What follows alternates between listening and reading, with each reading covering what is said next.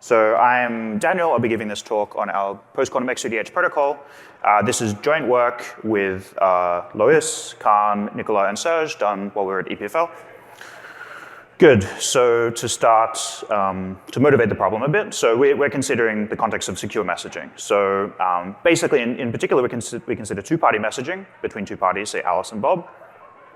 So in practice, the de facto standard to do this is by what is known as the signal protocol. So at least within a single session. So this is like used by some applications like WhatsApp, applications like Signal itself, applications like Facebook Messenger. So there are two main components here. There's sort of the key exchange component and then the messaging component. So in this talk, I'm mostly interested in sort of the key exchange component.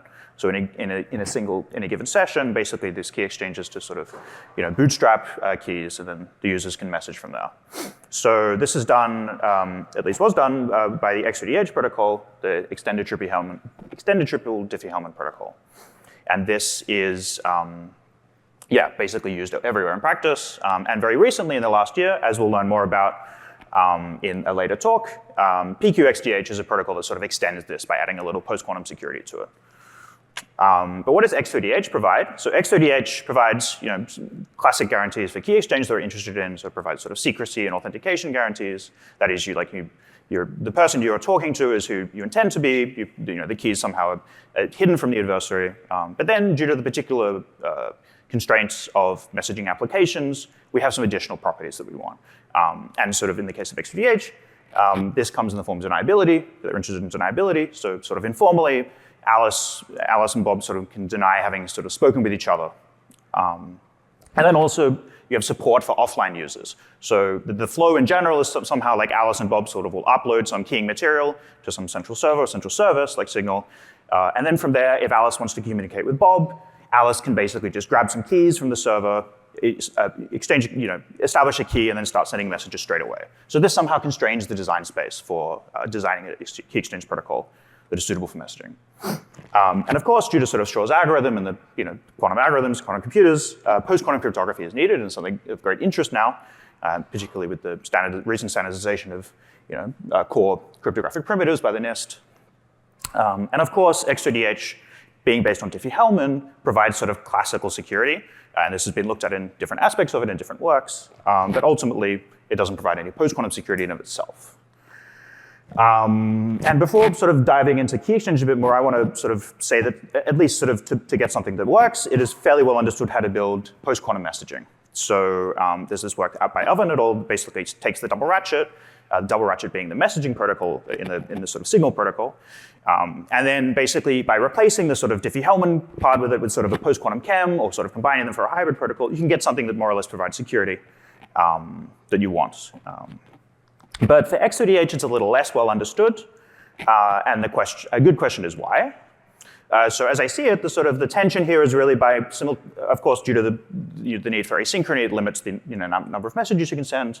But then the real challenge is sort of combining this post-quantum security with deniability. So in general, in order to achieve deniability for such a protocol, you need something a little bit stronger than, say, KEMs and signatures. So as an aside, Signal has recently deployed the PQXDH protocol, which actually is based on X3DH and KEMs.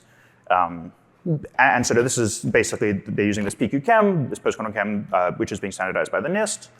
And this provides security against sort of store now, decrypt later quantum attacks. So it provides full classical security, more or less, and then when you have a quantum attacker, you consider an attacker who sort of is collecting sort of ciphertexts and eventually will decrypt them, so is not actively involved in the key exchange.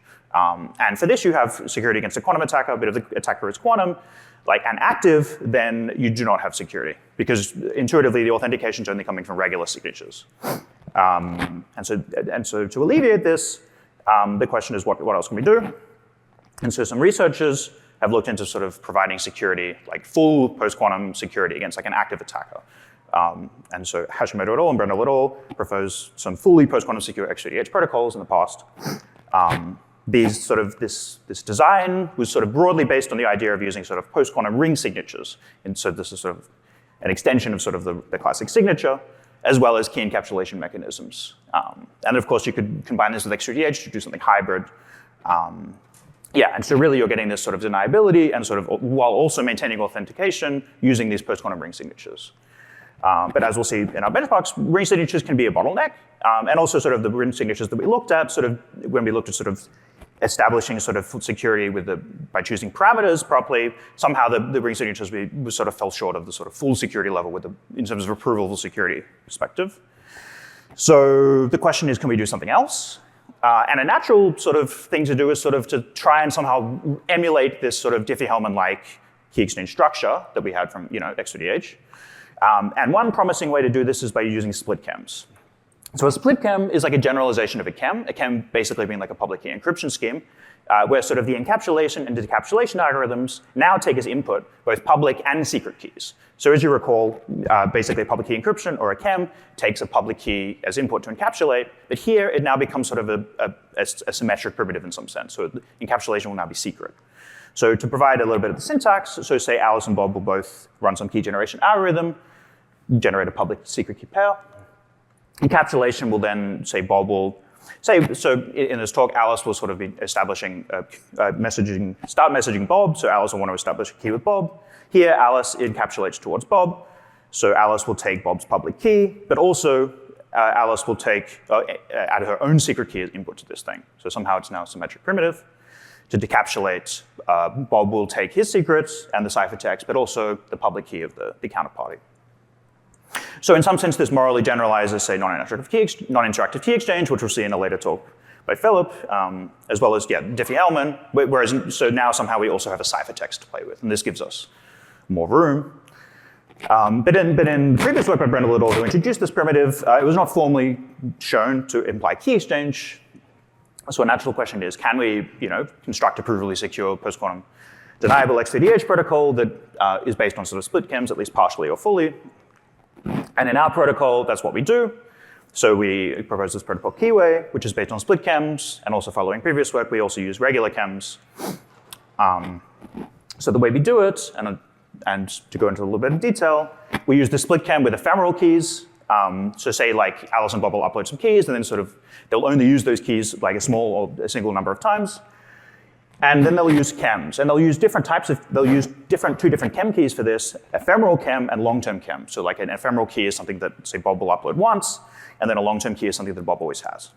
And finally, all these pre-keys will be uploaded to a server, to the signal server, using a long-term signature key.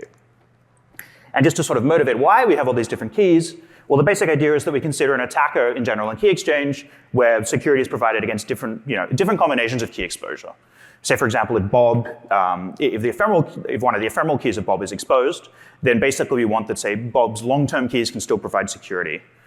And so if you consider different combinations of key exposure, then you still have sort of security guarantees.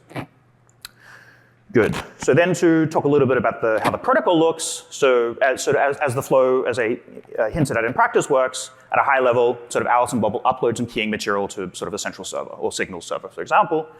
So in our case, what happens is Alice and Bob will both upload signed pre-key bundles which contain split-KEM public keys. And in the case of Bob, who acts as the receiver here, so there's a bit of asymmetry, Bob will also upload an ephemeral public key to the server.